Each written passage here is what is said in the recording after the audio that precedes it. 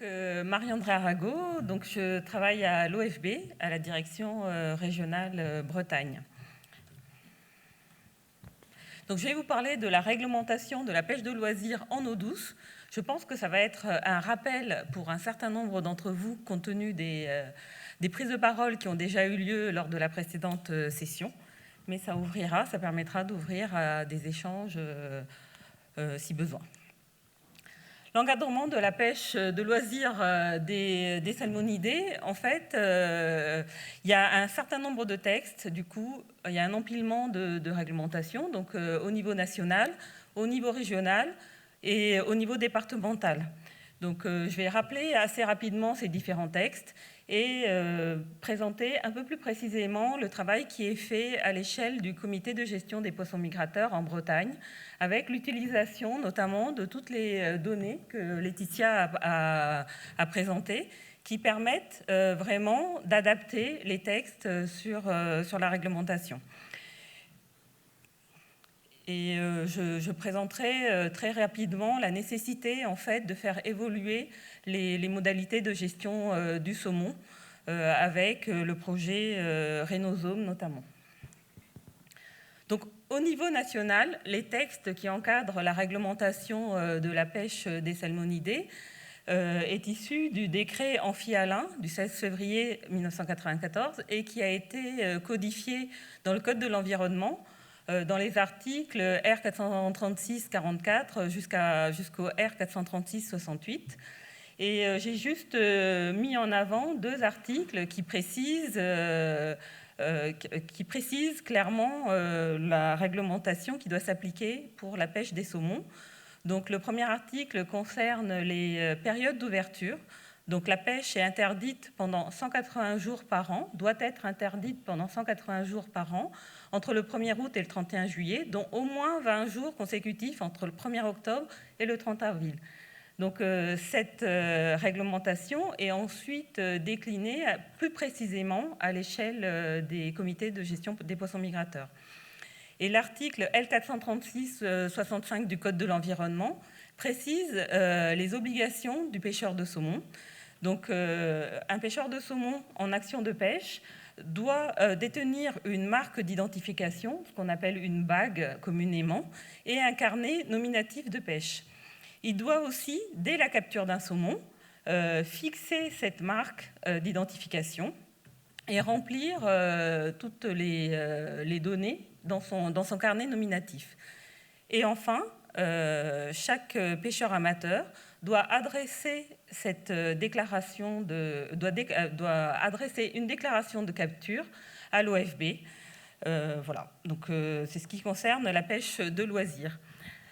Je voulais juste rappeler que l'obligation de déclarer les captures de saumon date de 1987 en France, mais les captures sont connues depuis plus longtemps sur un certain nombre de bassins versants.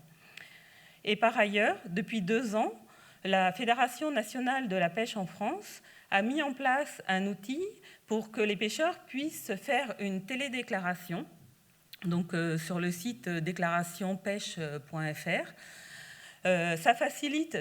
Cet outil a un certain nombre d'avantages parce que ça facilite la déclaration pour les pêcheurs, ça permet d'avoir une certaine réactivité et d'avoir des données disponibles en temps réel. Mais par contre, les pêcheurs sont tenus d'envoyer leur déclaration papier avec le prélèvement des écailles en parallèle. Et on a vu hier, avec la présentation de Marie Nevou, l'importance d'avoir ces collections d'écailles. Et donc, il faut être très vigilant sur le fait que cet outil de télédéclaration ne vienne pas empiéter, en fait, sur l'envoi des écailles par les pêcheurs. J'ai repris ce graphique qui a été utilisé par Élise et Gwenaëlle, qui reprend en fait les différentes limites et les réglementations qui s'appliquent. Donc, dans ma présentation, clairement, je vais parler de l'eau douce, donc en amont de la limite de salière des eaux, avec les obligations qui découlent pour les pêcheurs, la nécessité d'avoir une carte de pêche, un supplément migrateur, l'obligation de marquer les captures, de le noter dans le carnet et d'envoyer les déclarations à l'OFB avec des écailles. J'ai rappelé effectivement les différences de réglementation qui existent. Dans l'estuaire, le marquage et la tenue d'un carnet obligatoire, et dans le domaine maritime, pour les pêcheurs de loisirs, pas d'obligation de marquage, ni de déclaration, ni de licence. En France, la pêche est autorisée sur une quarantaine de cours d'eau, dont les départements sont notés ici. Donc il y a 4 régions et 11 départements où la pêche est autorisée. Donc en Bretagne, en Normandie, en Hauts-de-France et en Nouvelle-Aquitaine. Il y a environ 2500 à 3000 pêcheurs qui prennent la taxe salmonidée, enfin la taxe poisson migrateur. Et en moyenne, on a environ 1800 saumons qui sont déclarés par an en France. Cela concerne les castillons et les saumons de printemps. Donc, la réglementation au niveau de la Bretagne, donc, je ne vais pas remonter très loin dans les dates. Je suis repartie de la mise en place des premiers comités de gestion poissons migrateurs en 1994. Donc, dès la mise en place de ces comités de gestion des poissons migrateurs, en Bretagne, il y a un travail qui a été réalisé pour définir des totaux autorisés de capture et qui ont été mis en place en 1996. En Basse-Normandie, ça a été en 1998 et en Haute-Normandie en 2010, si je ne fais pas d'erreur. Bon. Par ailleurs, il y a des mesures qui sont prises de définir des quotas individuels, et cela vraiment dans un objectif de partage de la ressource, pas tant de protection des saumons. Et enfin, dès 1996, il y a eu la prolongation automnale des captures sur les parties basses des cours d'eau, et cela dans un objectif de viser à un équilibre dans l'exploitation en rapprochant la composition des captures de celle des stocks, c'est-à-dire d'augmenter dans les captures la part de castillon.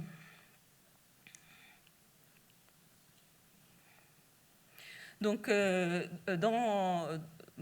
niveau régional, il y a un arrêté régional qui est pris et qui précise un certain nombre d'éléments concernant la réglementation de la pêche du saumon. Alors, dans cet arrêté, il y a la taille minimale des captures, la liste des cours d'eau où le saumon où la pêche du saumon est autorisée, avec les limites basses et les limites hautes. Je préciserai tout à l'heure à quoi elles correspondent. Les périodes d'ouverture. Donc, la pêche du saumon est ouverte de la 2e semaine de mars au 15 juin pour ce qui concerne les saumons de printemps.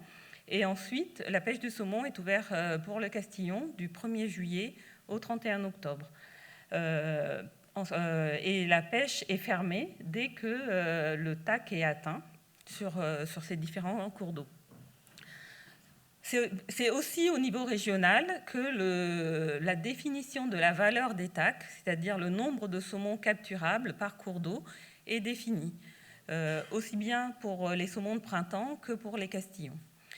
Au départ, il y avait une seule valeur qui était définie, c'était le nombre de saumons capturables. Et très vite, il est apparu nécessaire de définir un TAC spécifique saumon de printemps afin d'assurer un prélèvement qui soit limité sur cette fraction des saumons. Et il reste en fait cette mention de quota individuel dans l'arrêté régional, car c'est une demande forte en fait des pêcheurs dans le cadre du partage de la ressource. Ensuite, toutes ces mesures qui sont définies à l'échelle régionale sont reprises et déclinées chaque année dans un arrêté départemental. Donc chaque année, en mars, les 4 départements prennent un arrêté définissant, réglementant la pêche de loisirs dans le département.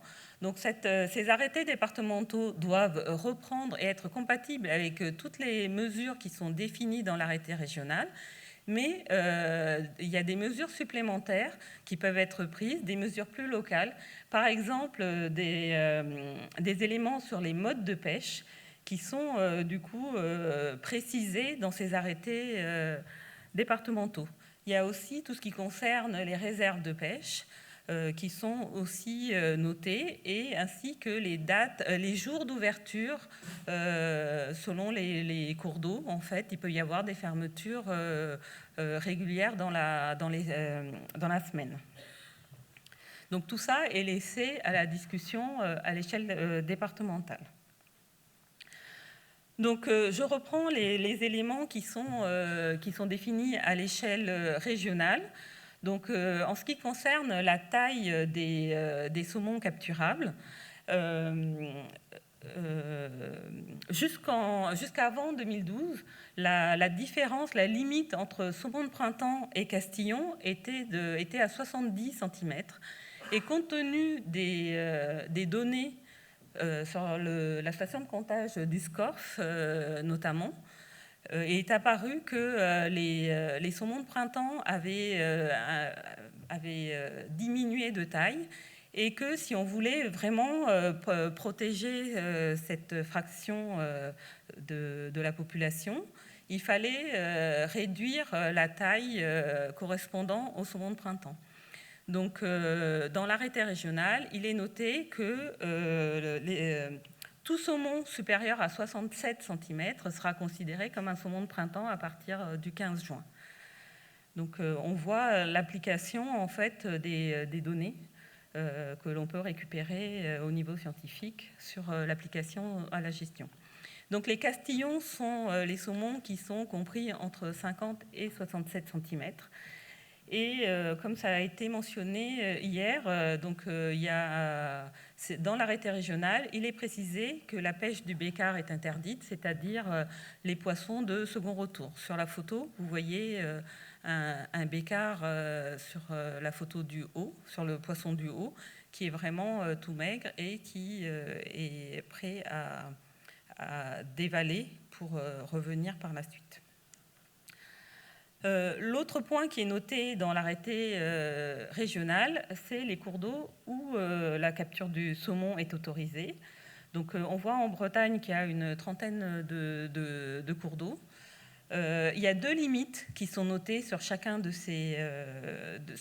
cours d'eau. Donc l'étoile rouge figure la limite haute. C'est en aval de cette limite haute, la pêche des saumons de printemps est autorisée, donc jusqu'au 15 juin ou jusqu'à l'atteinte des TAC.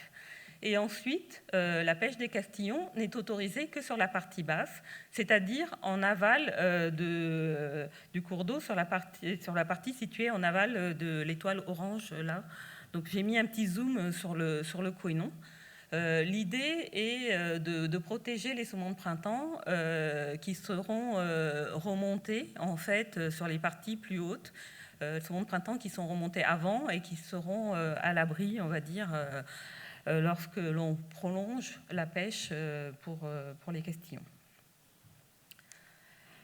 Au niveau régional, ce qui est précisé, c'est aussi les totaux autorisés de capture par cours d'eau. Donc, il y a ce schéma qui récapitule par cours d'eau le nombre de saumons de printemps et le nombre de castillons qui sont pêchables par cours d'eau. Par exemple, toujours sur le Couesnon, le TAC saumon de printemps est de 10 saumons et le TAC castillon est de 83 saumons actuellement.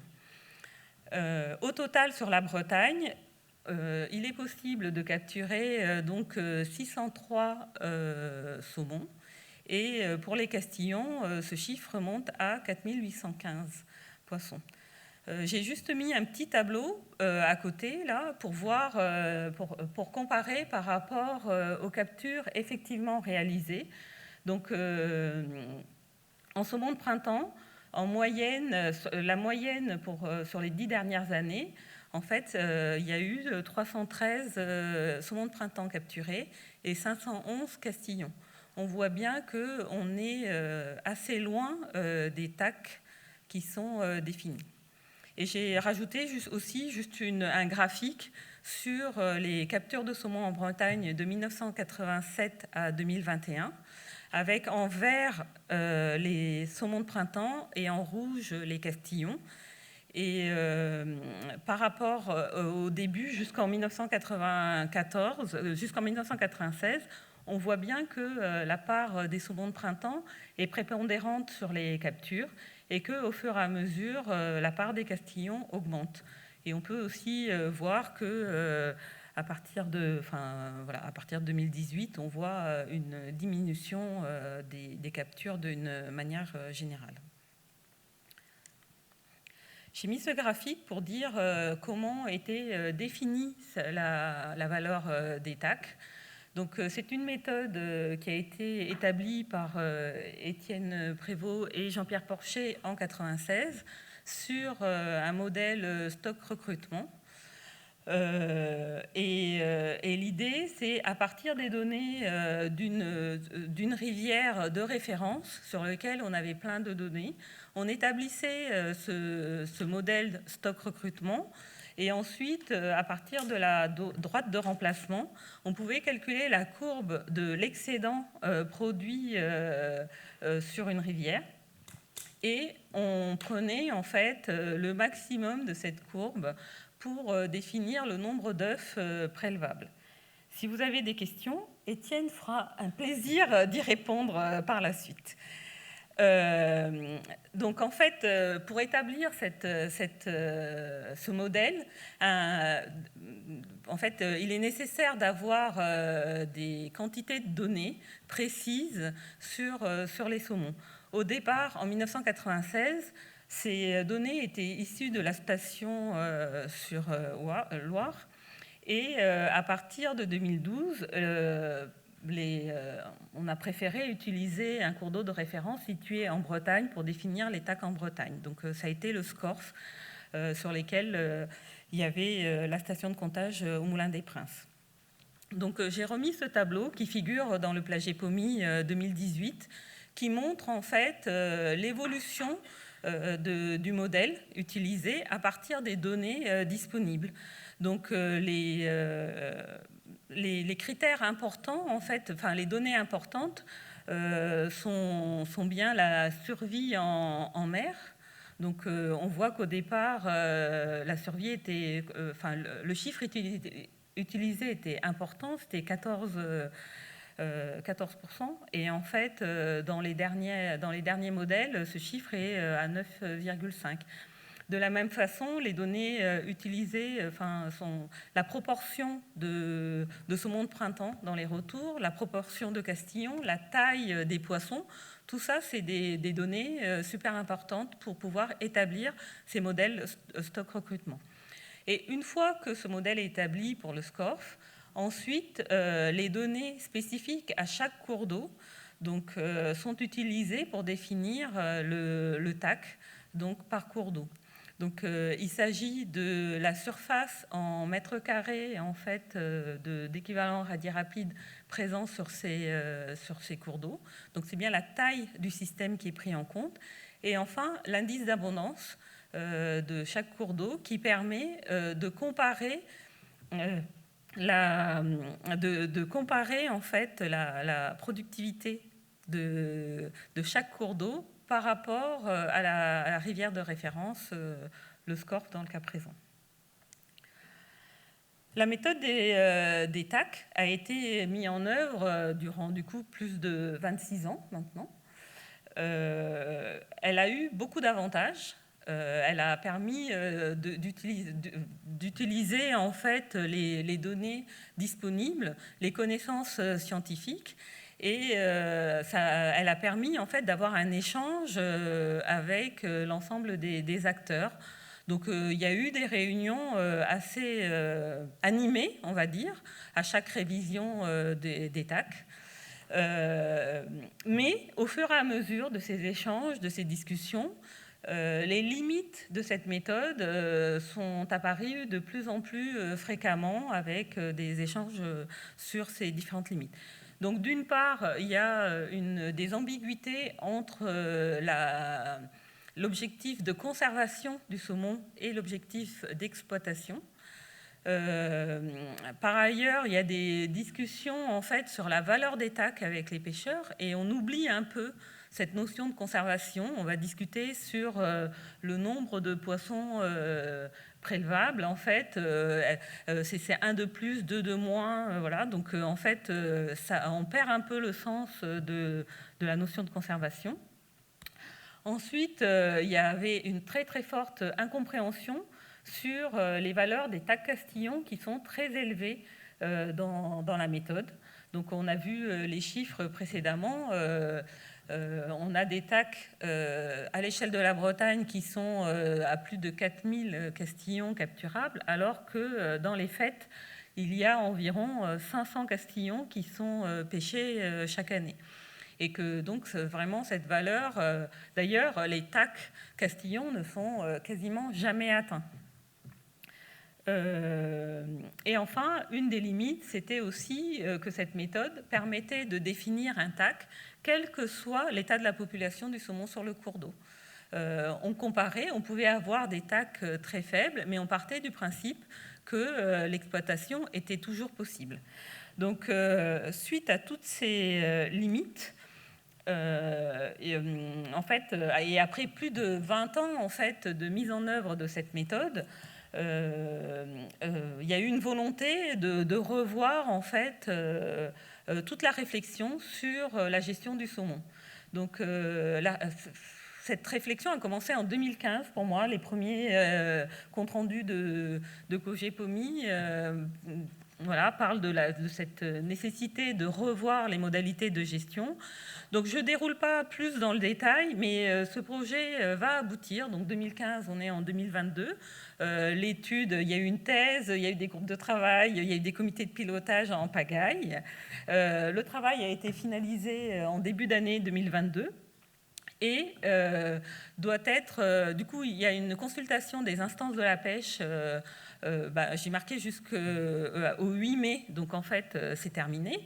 On doit revoir ces éléments et l'objectif est de valider au COGEPOMI de juin 2022 cette nouvelle modalité de gestion pour une prise d'un nouvel arrêté régional qui va préciser toutes les mesures relatives à la pêche des saumons en Bretagne qui sera mis en œuvre à compter de 2023.